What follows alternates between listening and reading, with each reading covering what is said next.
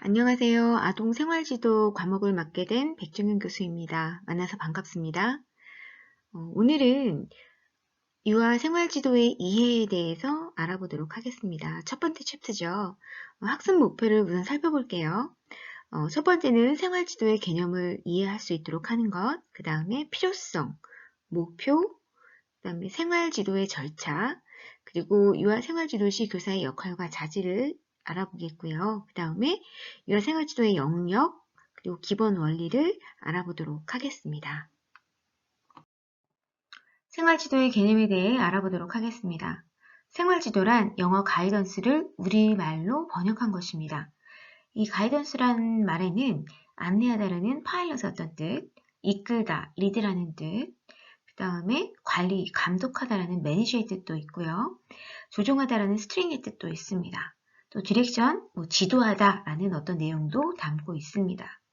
즉, 이런 다양한 의미를 내포하고 있는 가이던스는 유아를 올바르고 바람직한 방향으로 이끌어주고 지도하는 그런 것들을 의미한다라고 볼 수 있겠습니다. 사실은 우리가 왜 생활지도라고 할까요?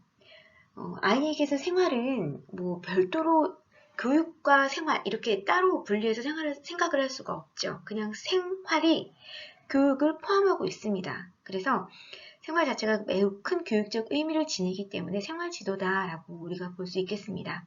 즉 생활 자체 안에서 아이들이 기본생활습관이라든지 성장과 발달을 위한 기본생활습관이라든지 신체, 언어, 인지 이 모든 영역을 포괄적 있게 다룰 수 있는 부분이 생활지도, 생활이다라고 이제 볼 수 있는 것이죠. 그래서 생활지도의 개념을 시저와 스톤이라는 사람은 각각 개인들이 자기 자신의 주위 세계를 이해할 수 있도록 도와주는 것이다 라고 얘기를 했어요. 또 존스는 생활지도라는 것이 현명한 선택과 적응을 위해서 개인에게 주는 조력이다. 이런 것은 생활이 이제 주변에서 새롭게 주어지는 것이기 때문에 스스로 뭔가를 선택하고 현명하게 선택하고 스스로 적응하고 할 수 없기 때문에 누군가가 지원해주는 것, 생각적인 것이 아니기 때문에 지도가 필요하다라고 이제 보았던 것입니다. 또 강예원 교수님은 한 사람 한 사람의 인간성을 존중하고 그들이 가진 발전 가능성을 최대한 발휘시키는 것. 그래서 그들이 생활 안에서 적응하면서 그들이 잘 적응할 수 있도록 도와주고 그 안에서 인간관계를 스스로 개선해 가면서 자신의 개성도 신장시키면서 사회성을 발달시켜 올바른 가치 판단을 하면서 행복하게 잘 살아가는 것. 이렇게 생활지도를 또 정의했고요. 또 조은주라는 우리 교수님은 자기 자신에 대한 이해, 더불어 자신의 주변을 둘러싸고 있는 또 다양한 세계를 살아가는 데 필요한 올바른 지식, 태도, 기술을 형성하도록 방향을 제시해주거나 정보, 조력을 제공해서 유능한 사회 구성원으로 성장하도록 돕는 과정이다 라고 또 얘기했어요. 이렇게 다양한 스톤이라든지 존슨이라든지 강혜원 또 조은주 교수님들이 이야기한 다양한 이야기를 총괄해서 볼 때 생활지도란 유아의 전인적인 발달, 사회적인 적응에 필요한 기술 발달을 시키도록 돕는 과정이다 라고 볼 수도 있고요. 또 자율적이면서 자주적인 생활 습관을 형성하고 자신을 이해하고 자신을 둘러싼 환경과 바람직한 관계를 맺을 수 있는 능력을 발전시켜 나가는 교육의 과정이다 라고 우리가 정의 내려볼 수 있을 것 같습니다. 두 번째, 생활지도의 필요성입니다. 생활지도는 왜 필요할까요? 한번 살펴봤더니 과거와는 다른 현재는 산업화되고 국제화되고 정보화된 어떤 시대에 저희가 살고 있잖아요. 이렇게 다양하고 국제화되고 정보화된 다변화되는 어떤 급박한 현재 사회에서 굉장히 다양한 것들을 요구하겠죠. 또 많은 변화도 보이겠죠. 이러다 보니 이와 생활지도의 필요성은 갈수록 증대될 수밖에 없다는 거죠. 과거에 비교했을 때 더 많은 요구, 아이들을 향한 더 많은 요구, 더 많은 변화에 적응하기를 바라는 이런 부모들의 요구, 이런 것들이 노출되어 있기 때문에 생활지도가 더 많이 필요해진 것 같습니다. 자, 생활지도는 그래서 뭐 따로 떼어놓고 보는 게 아니라 매일매일 지원해야 될 내용이다라고 이제 볼 수 있다고 아까 말씀드렸잖아요. 좀 전에 말씀드렸죠. 그래서 우리 아이들이 조금 긍정적이고 자기 주변을 조금 긍정적이면서 주체가 되어서 뭔가 어려움을 극복해 나갈 수 있는 어떤 지도가 필요한데, 이런 지도가 잘 되지 않았을 때, 그쵸? 뭔가 문제가 생겼을 때 그 문제를 개선해 주지 않고 그대로 방치해서 아이가 잘못된 행동이 습관화되고 고착되고 그것이 계속 반복된다면 어떤 일이 벌어질까요? 어린이집의 경우에 집단 생활을 하게 될 때 문제가 발생합니다. 그래서 그 문제가 또래 관계에 악영향을 주고 또 교사와의 어떤 갈등을 유발하게 되고요. 또 더 나아가서 어린이집 생활뿐만 아니라 초등학교 적응도 좀 어려워지죠. 또 초등학교뿐만 아니라 중고등학생까지 어떤 생활이 계속 이어진다면 또 적응이라든지 학업이라든지 문제가 생길 거고, 더 나아가서 성인까지 영향을 미치게 됩니다. 그래서 생활지도는 조금 어린 영유아 시기에 또 유아를 둘러싸고 있는 다양한 문제를 좀 살펴보면서 포괄적인 내용을 좀 다루는 것을 좀 권장하고 있습니다. 그리고 생활지도가 사실은 굉장히 필요한 부분인데, 사회적인 측면과 개인적인 측면으로도 좀 나누어서 생활지도의 필요성을 좀 보고 있어요.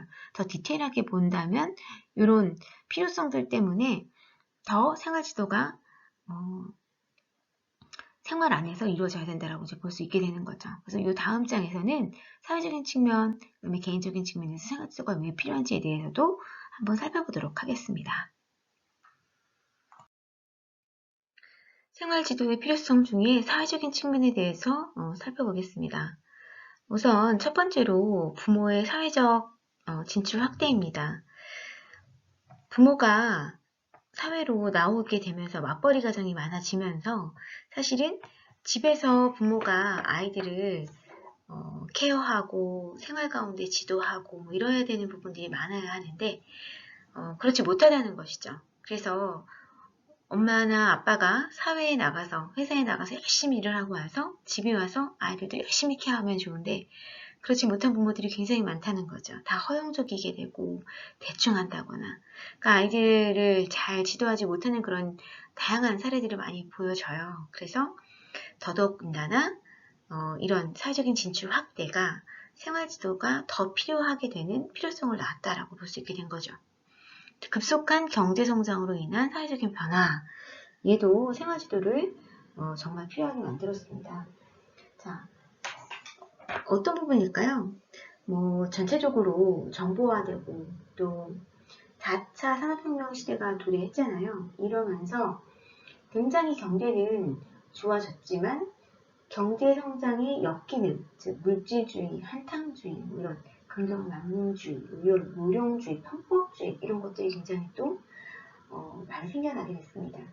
자, 이런 변화 가운데에서 아이들이 가치관의 혼란, 갈등 심화, 사회적 환경에 대해서 좀 어려움, 건강, 신체의 위험 뭐 이런 것들을 맞닥뜨리게 되면서 문제가 많이 심각하게 된 거죠. 그래서 사회적인 측면에서 또 생활지도가 필요하게 된 것입니다. 자, 가정의 교육적 정서적 기능의 약화.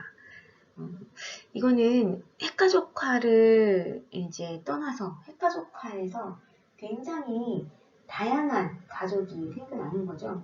핵가족화돼서 정서적 기능도 많이 약화가 되는데도 불구하고 또 하부모 가족도 많고, 그렇죠? 이혼 증가로 인해서 이제 한가족, 한부모 가족도 있게 되고 또 국제결혼이 증가되면서 다양한 다문화 가족이 또 증가가 되죠.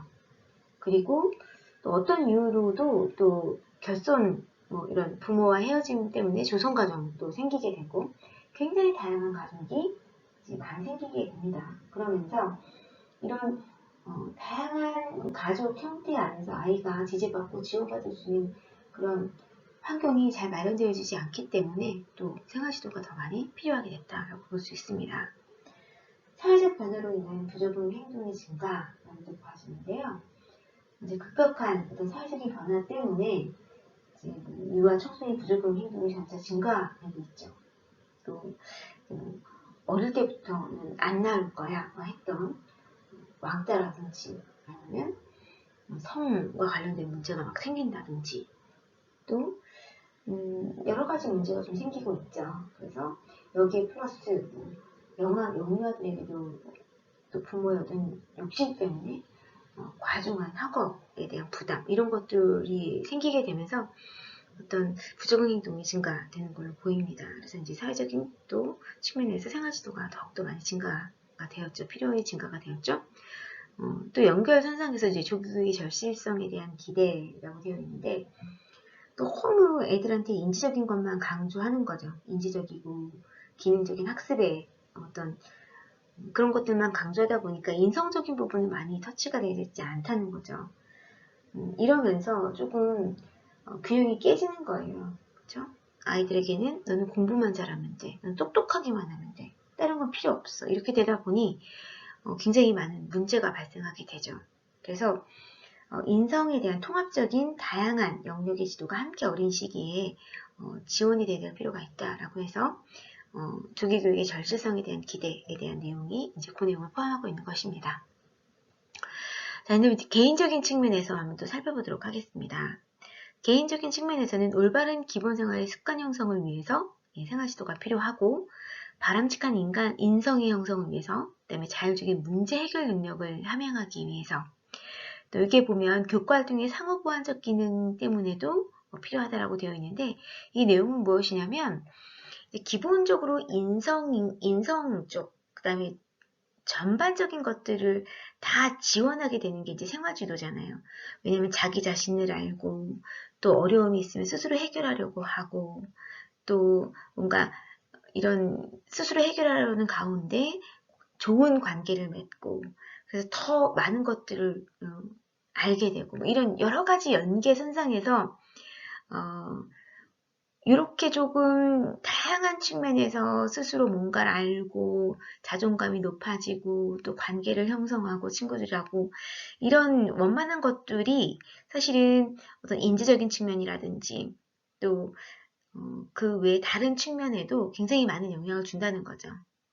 그래서 이제 이런 생활지도가 잘 된 아이들 같은 경우에는 굉장히 학업 성취도가 높은 걸로 보이잖아요. 다양한 학업 성취도뿐만 아니라 또래와의 관계, 사회성, 정서적인 측면도 굉장히 안정적이고 좋다는 거죠. 그래서 이제 이런 상호 보완적인 기능 때문에 생활지도가 필요하다라고 이제 또 이야기를 하고 있습니다. 전인적인 존재로서의 잠재 능력을 개발하기 위해서도 필요하고 직업적 의식 배양이다. 그래서 조금 더 거시적인 관점에서 본 건데 직업을 잘 갖기 위해서는 기본적으로 문제 해결 능력이 좀 뛰어나야 하고 사회성도 높아야 하고 그렇죠? 또 뭔가 문제가 생겼을 때 헤쳐나갈 수 있는 지혜도 필요한 것입니다. 이제 그런 기초가 생활 지도의 내용에 포함되어 있기 때문에 이런 것들 때문에 이제 직업 의식의 가장 기초가 되는 내용들이 필요하기 때문에 생활 지도가 필요하다라고 이제 우리가 이야기하게 된 것입니다. 아동 생활 지도 시 고려해야 할 점입니다. 우선 지도할 때 뚜렷한 목표를 좀 갖는 것이 중요하고요. 생활지도 활동은 모든 유아를 대상으로 한다는 거, 모든 영유아를 대상으로 한다는 거, 또 문제행동에 대한 치료보다는 예방적인 면에 좀 중점을 두시라는 거, 그리고 생활지도와 여러 가지 활동 간의 명백한 관계를 조금 고려해 주시는 거가 필요하겠죠. 그 다음에 교사와 어떤 기관의 실정과 상황을 좀 고려하시는 것도 고려하시는 것이 필요하고, 그다음에 유아 기관, 가정, 지역사회의 연계성을 고려하는 것이 필요하겠습니다. 세 번째, 생활지도의 목표입니다.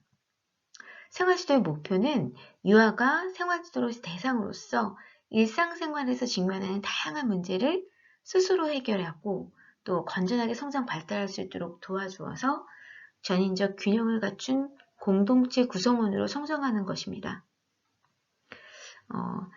여기서 유아 생활지도의 목표, 이 교재에서는 9가지를 지금 이야기하고 있습니다. 그래서 그 9가지 중에 첫 번째가 올바른 기본생활 습관의 형성입니다. 3살 버릇 8가지 간다 라는 말이 있죠. 이런 말도 있듯이 어릴 때의 어떤 습관은 굉장히 중요합니다. 그래서 이제 이런 올바른 기본생활 습관의 내용, 건강한 생활, 안전한 생활, 바른 생활에 대한 내용들을 우리가 또 누리과정이라든지 아니면 표준교과정 내용 안에 담아서 아이들 지도하게 됩니다. 두 번째 목표네요. 바른 인성의 형성입니다. 바른 인성의 형성은 굉장히 중요하죠. 그런데 이렇게 바른 인성 형성이 중요한 결정적인 시기가 영유아 시기입니다. 그래서 유아 생활지도의 목표로 잡은 것이죠. 그리고 태어나서부터 따뜻한 격려와 사랑 속에서 자란 영유아들은 자신을 신뢰하고 존중하게 되기 때문에 굉장히 중요합니다. 그래서 바른 인성의 형성, 이걸 크게 또 목표로 잡았습니다. 세 번째는 자율적인 성장과 발달 도모입니다. 유아의 일상의 다양한 문제에 부딪혔을 때 스스로 뭔가 올바른 판단을 할 수 있도록 방향 설정에 도움을 주셔야 합니다. 그렇죠? 또 유아 스스로 자율적인 성장과 발달을 도모할 수 있도록 조력해 주실 수 있으면 좋겠습니다. 그래서 세 번째 어떤 목표, 자율적인 성장과 발달 도모를 목표로 잡았습니다. 네 번째 목표네요. 타고난 잠재력의 성장과 개발. 생활지도는 굉장히 중요한 부분이 타고난 아이들의 어떤 잠재력을 끌어내는 것입니다. 그래서 이제 궁극적인 목적, 유아의 개개인이 지니고 있는 잠재 능력을 최대한 발휘할 수 있도록 개발하는 건데요. 이게 생활지도로도 가능하다고 하니까 크게 목표로 잡은 것입니다. 자, 다섯 번째, 자기 통제력의 신장입니다. 자기 통제력은 유혹에 저항하는 능력, 만족을 지연하는 능력, 충동을 억제하는 능력으로 구성됩니다. 자, 이런 능력들이 생활지도를 통해서도 신장된다는 것이죠. 그러니까 굉장히 중요하겠네요. 그죠? 자기 통제력이 강해지면 주어진 과제에 대한 두려움 없이 스스로 의미와 동기를 부여하면서 자신이 몰두하여 과제를 성공적으로 처리할 수 있게 됩니다. 굉장히 유능함을 갖게 되겠죠. 그래서 자기 통제력의 신장이 생활지도의 목표의 다섯 번째에 해당하는 항목으로 되어 있네요. 여섯 번째 목표입니다. 긍정적인 자아 존중감의 형성입니다. 적절하고 성공적인 일상적인 과업의 어떤 성취는 유아의 긍정적인 자아 존중감 형성에 굉장히 큰 영향을 미치게 되죠. 그래서 긍정적인 자아 존중감 형성을 목표로 잡았고요. 일곱 번째, 책임감 있는 문제 해결력의 함양을 일곱 번째 목표로 잡았습니다. 인간은 어려서부터 자신에게 주어진 문제를 자율적으로 자신의 판단과 지혜를 동원해서 해결해 나가는 과정에서 굉장히 큰 행복을 느낍니다. 삶의 가치를 발견하게 되는데 이런 어떤 기쁨, 문제를 해결할 때 어떤 즐거움 이런 것들을 좀 알려준 것이 필요하겠죠. 그래서 일곱 번째 목표로 잡았습니다. 여덟 번째 목표입니다. 전인적인 성장과 발달을 도모한다 라고 되어 있네요. 지적인 부분, 어떤 지적인 발달만으로는 행복해질 수 없죠. 그러니까 여러 가지 사회적인 부적응 현상이 나타나고 있는데 지적인 것만으로는 우리가 행복해질 수가 없습니다. 그래서 유아의 신체적, 정서적, 인지적, 사회적인 면을 조화롭게 발달을 할 수 있도록 돕고 그래서 통합적이면서 전인적인 성장과 발달을 이룰 수 있도록 도와야 되겠죠. 그래서 이제 이런 부분들을 잘 터치해 줄 수 있는 그래서 생활지도 안에서 이런 통합적인 발달이 이루어질수록 도와주는 것을 목표로 잡았습니다. 전인적 성장과 발달을 도모하는 것으로 여덟 번째 목표를 잡았고 이제 마지막이네요. 아홉 번째 목표입니다. 유능한 사회적 구성원으로서의 민주시민 육성이라고 되어 있네요. 자, 만 3, 5세 이제 아이들의 어쨌든 전반적인 어떤 발달 과업에서 민주시민의 기초를 형성하는 어떤 다양한 것들이 형성이 되죠. 그래서 생활지도의 목표 안에는 민주시민의 기초를 어떤 형성하는 조화로운 심신, 조화로운 건강, 조화로운 인성 뭐 이런 것들을 함양할 수 있도록 돕는 그런 목표를 좀 잡았습니다. 네 번째 유아생활지도의 절차입니다. 우리 영유아들이 일상생활을 할 때 바람직하지 않은 행동들이 나타나기도 하잖아요. 이럴 때 왜 그럴까? 원인을 좀 분석해 보고 또 부적응 어떤 행동의 유형을 좀 살펴보는 것이 좋습니다. 그리고 그 내용을 선정한 후에 선정된 내용을 중심으로 생활지도 계획을 세워서 지도하는 것이 효과적입니다.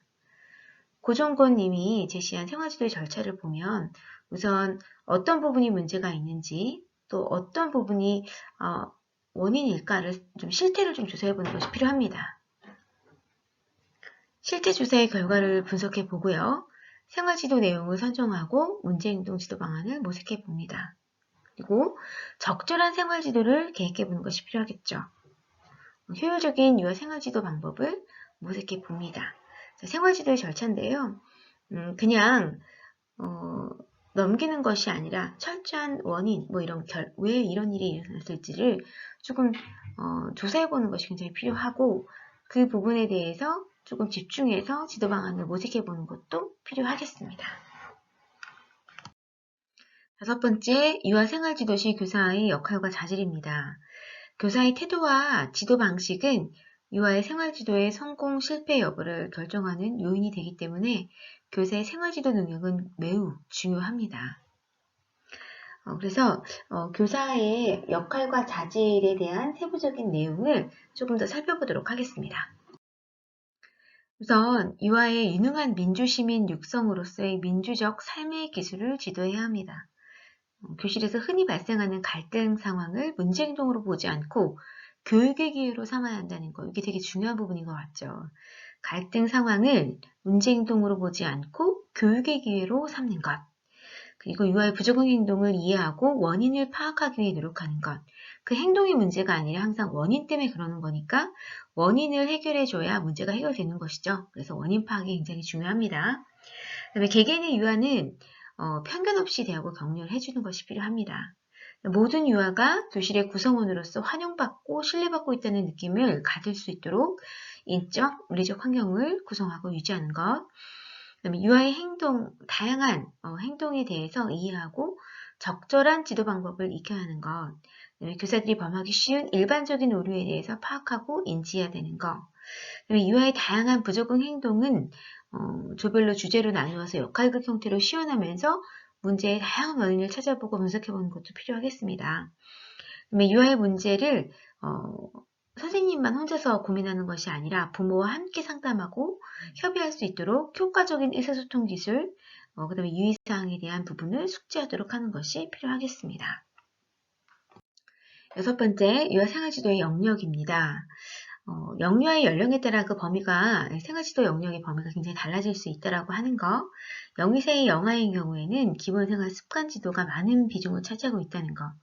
그리고 3~5세의 유아인 경우에는 집단생활, 또 사회성 발달, 정서 발달, 학습 및 인지, 언어 이런 부분들이 문제 등으로 조금 부각되어서 구분해서 이제 이런 것들을 지도해 볼 수 있을 것 같습니다. 다음 장에서는 학자마다 다양한 생활지도의 영역의 내용을 좀 담고 있습니다. 그 내용을 좀 살펴보도록 하겠습니다. 유아 생활지도의 영역을 연구한 그 연구자들이 어떤 영역으로 생활지도를 담는 것이 좋을까 고민을 했었던 것 같습니다. 살펴보면 굉장히 중첩되는 부분들도 있고 좀 더 디테일한 부분을 담은 부분도 있습니다. 한번 살펴보면 좋겠는데요. 김경희 연구자는 문제지도, 도덕성의 문제지도, 감정, 성격성의 문제지도, 성의 문제지도 이렇게 유아 생활지도의 영역을 조금 문제지도로 해서 조금 나눠봤네요. 그다음에 서명환, 유경량, 최소희 이 연구자들은 기본생활 습관, 부적응 행동지도, 정서적 부적응 행동지도, 사회성 부적응 행동지도, 언어, 도덕성, 성적 행동지도 이렇게 부적응 행동지도 이렇게 나왔네요. 자, 강문희는 영유아 생활습관과 건강생활지도, 영유아 안전지도, 영유아 사회성 생활지도 이렇게 나왔고요. 권정윤, 안혜준, 송승민, 권희경은 기본생활 습관지도, 사회성 관련 문제행동지도, 정서 관련 문제행동지도 이렇게 나왔네요. 문혁준 외에 연구자들은 기본생활 습관지도, 기본생활 습관 집단생활지도, 사회성 문제지도, 정서 문제지도, 학습 및 언어 문제지도 해서 이제 이렇게 나눴네요. 그래서 이제 학자마다 조금씩 이 유아 생활지도의 영역을 조금 더 포괄적으로 보고 조금 더 디테일하게 보고 하는 것들이 조금 보일 수 있을 것 같습니다. 전반적인 유아 생활지도의 영역을 살펴보았습니다. 7번째 유아 생활지도의 기본 원리입니다. 첫 번째, 자기 훈육의 원리입니다. 자기 훈육이란 뭘까요? 유아 스스로 자기 자신의 행동을 통제할 수 있고 스스로 긍정적인 결정을 할 수 있도록 하는 이런 능력을 자기 훈육의 원리라고 하는데요. 이런 자기 훈육은 어느 정도 질서와 규칙의 틀 안에서 결정할 수 있는 자유를 허락한 교사들 사이에서 많이 발달할 수가 있습니다. 스스로 아이에게 결정할 수 있는, 어쨌든 그렇지만 어느 정도의 질서 규칙 안에서의 틀, 그 안에서 아이에게 자유를 허락하고 또 그 안에서 선택해서 아이가 결정할 수 있는 이런 걸 많이 해본 아이들이 이렇게 자기 훈육의 원리가 이제 적용이 될 수 있습니다. 이제 이런 게 안 되는 아이들은 대부분 목표를 잘못 잡은 아이들일 수 있겠죠. 이제 사실은 문제행동이라는 것이 본인이 잘못 설정한 목표 때문에 생기게 되는 것입니다. 그래서 이제 스텝에서는 지나친 관심 끌기, 힘겨루기, 보복하기, 무능한 보이기로 아이들이 잘못된 목표를 이제 세우는 경우가 있어요. 이제 이런 것들을 좀 고쳐주는 것이 필요하겠죠. 이제 우리가 조금 생활지도에서 좀 지원하는 것이 필요하겠죠. 그래서 스스로 자기 훈육할 수 있는 그런 능력 있는 아이로 좀 지원하는 것이 필요하겠습니다. 그래서 자기 훈육의 원리. 둘째, 자율성 존중의 원리. 생활지도는 유아 자신의 문제를 파악해서 적극적으로 해결하도록 도와주는 것이 필요합니다. 근데 가능한 해결 방안을 탐색해서 해결해 나가는 유아의 자율적, 자발적인 행동이 근간이 되어야 된다는 거죠. 그러니까 이제 이런 이제 생활지도의 근간은 아이의 어떤 자율성, 존중의 원리를 근간으로 한다는 것입니다. 셋째, 보편성의 원리입니다. 생활지도는 전체 유아를 대상으로 실행되어야 합니다. 문제아의 어떤 문제행동을 비롯한 정상아의 부적응 행동까지를 전체적으로 파악해서 지도하는 것이 필요하겠습니다. 넷째, 예방과 지도의 원리입니다. 생활지도는 부적응 행동에 대한 처벌이나 치료보다는 예방과 지도에 더 중점을 둬야 한다는 뜻이기도 합니다. 다섯째, 인간관계의 원리입니다. 생활지도는 인본주의 세상에 기초해서 유아의 인격 존중, 참다운 인간관계와 신뢰를 형성한 호영적인 관계를 전제로 원만하게 촉진되어야 합니다. 그래서 우리가 인간관계의 기본 원리다라고 했을 때에는 인본주의 세상의 근간에서 진정으로 신뢰하고 존중하는 이런 원만한 관계를 가져야 된다는 그런 기본적인 원리를 알고 지도해 주셨으면 좋겠습니다. 여섯째, 과학성의 원리입니다. 생활지도는 과학적이고 객관적인 근거에 기초한 평가를 근거로 해서 체계적으로 이루어져야 한다는 뜻입니다. 일곱째, 계속성의 원리입니다. 생활지도는 연속적이고 장기적이고 지속적이고 체계적으로 운영되어야 한다라고 하는 원리입니다. 자, 여덟 번째, 통합성의 원리인데요. 생활지도는 궁극적인 목적을 갖고 있어요. 유아로 하여금 자아실현을 이루는 것. 이것이 이제 궁극적인 목적이죠. 그래서 모든 영역이 통합적으로 이루어지는 가운데 자아실현과 민주주의 육성을 기르는 데 중점을 두어야 한다라고 전체적인 큰 틀 안에서 이제 보게 되는 것입니다. 고생하셨습니다. 다음 시간에는 유아 생활지도의 이론적인 배경, 행동주의 이론, 정신분석 이론, 구성주의 이론, 인본주의 이론에 대해서 알아보도록 하겠습니다. 한 주간도 건강 유의하시고 행복하게 보내세요. 다음 시간에 뵙겠습니다.